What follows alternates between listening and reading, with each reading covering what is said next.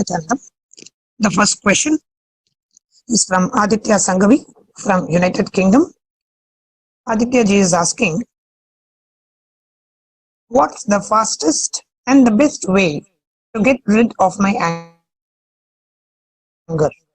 Also, I have received blessings from you to bring Nityananda Yoga to my company, and recently over the Daldi Avatar call, you also blessed me to be able to manifest a new role in my company within 42 days.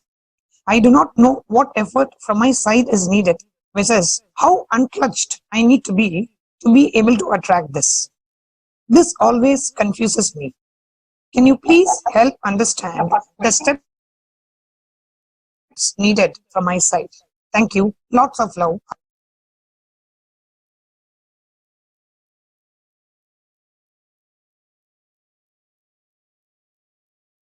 Bring intense yaga and renounce all the confusion. Do tyaga of confusions. I will give you more than you expected, planned, or even asked me. I will shower you with more than your expectation.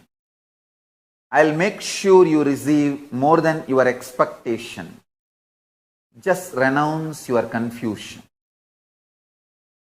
Due to your confusion, every minute you change your decisions, even major decisions in your life. Renounce confusion. Bring stability. That will make you manifest. I will shower you more than you ever asked or you ever imagined. I tell you, this answer is for all. Bring Nitya Puja in your life. Even if you spend only 5 to 10 minutes. Connect with me, worship me every day. Nitya Puja will directly connect you with my own consciousness, my very being. That will bring tremendous stability in you towards your life. You will be focused on your goals. Nitya Puja is the most powerful way to manifest whatever you want and more than that. If you do Nitya Puja, not only you will manifest whatever you want, you will manifest even whatever I want you to manifest. Do Nitya Puja every day. I will make you manifest whatever you want, and I will make you manifest whatever I want you to manifest. Next. The next question, the second question, Anitya Muktika Ananda from Los Angeles is asking, Pranam Swamiji, we have heard that there are portals to other spaces, lokas, at the Los Angeles temple. Is this true? Could you tell us more about it? Do the vertical time zones exist here as a Punya Kshetra destined to bring liberation to millions? What is the significance of the portals if they do exist here?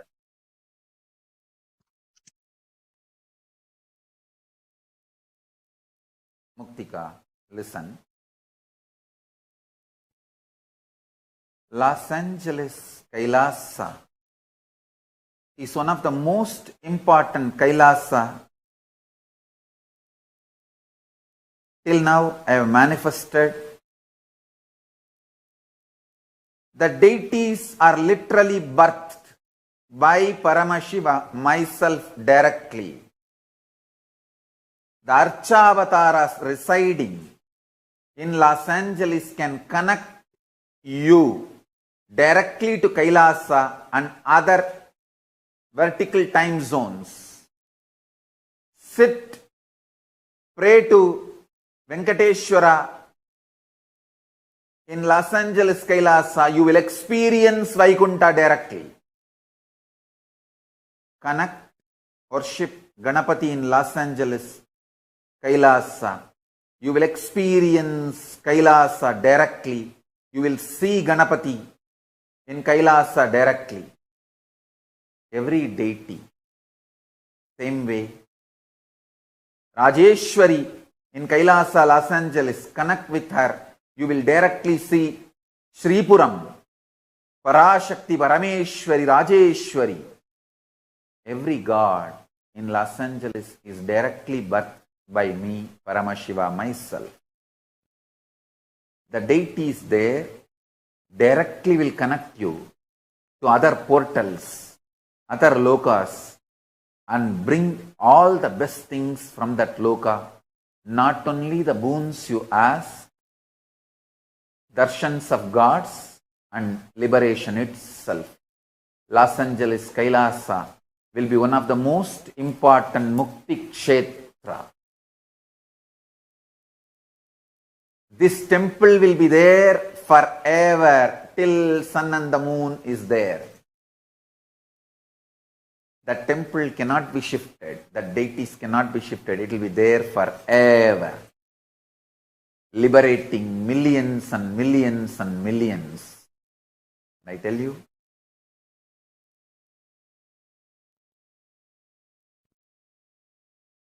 whatever way temple can be expanded, renovated, but the deities have to be there permanently forever.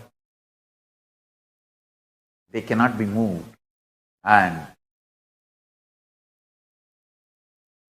they will directly connect. Anyone who comes there, prays there to Kailasa, immediately. It is literally, I brought the Kailasa stage, a supernal effulgence of Kailasa, and made this Los Angeles Kailasa. There will be a huge ecosystem, enlightenment ecosystem in Los Angeles.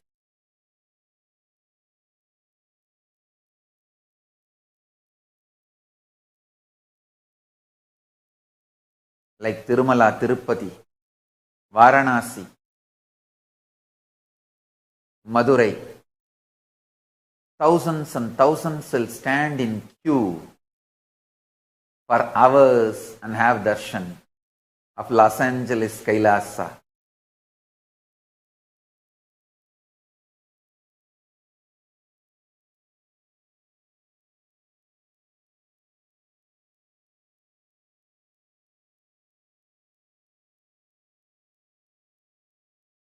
Paramashiva, myself, will be ever present, eternally manifesting with all the gods and goddesses of Kailasa in Los Angeles Kailasa forever, gracing every devotee, disciple, even visitors and viewers.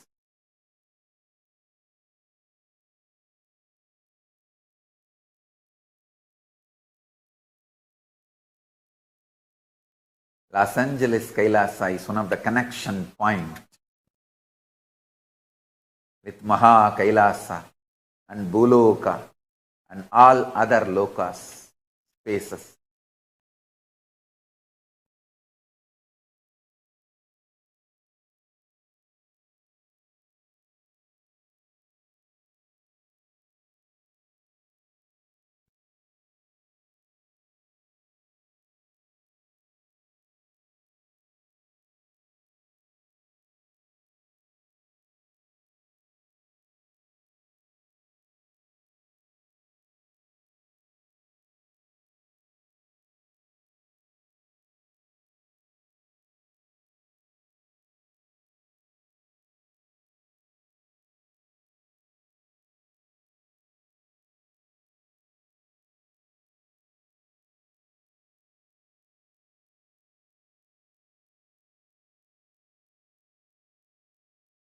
Los Angeles Kailasa is literally place where Paramashiva's being exists. He is not only in the form of energy, superconsciousness, state, space, powers, he is in the very form of that being. Accepting, receiving our worship, prayers and responding with the grace and compassion and love and blessing.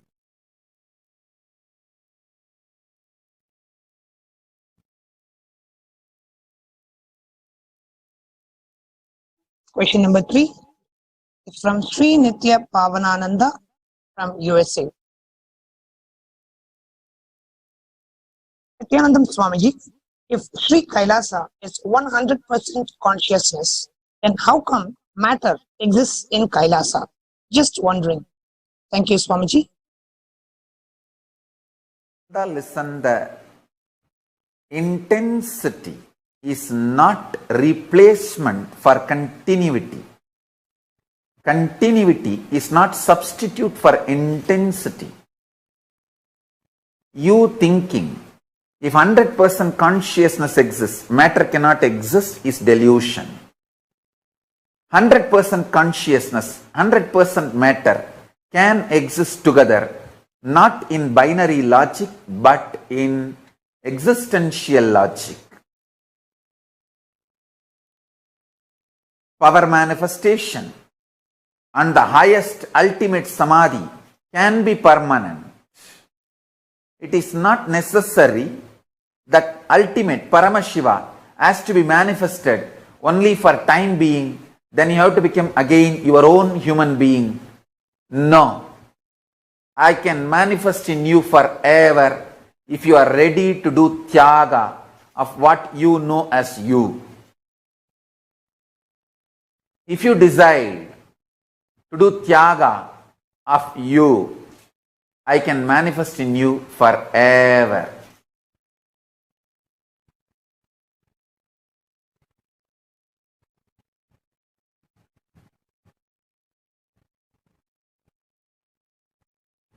I test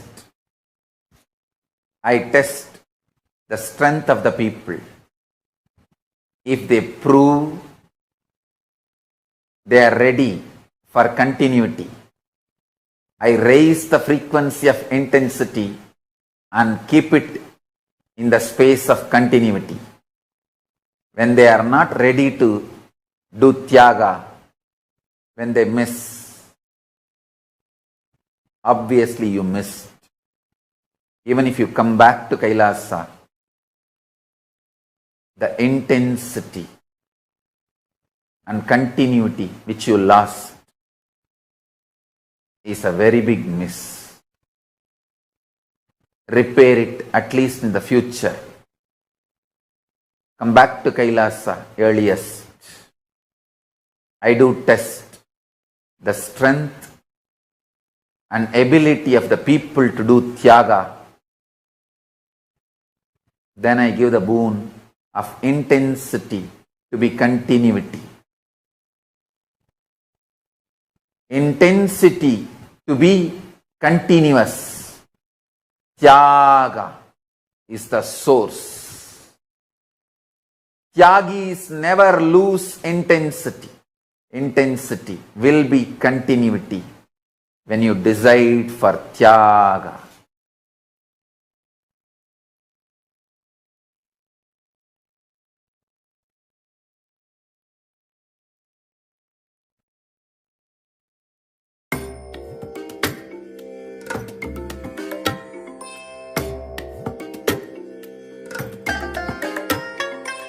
I bless you all.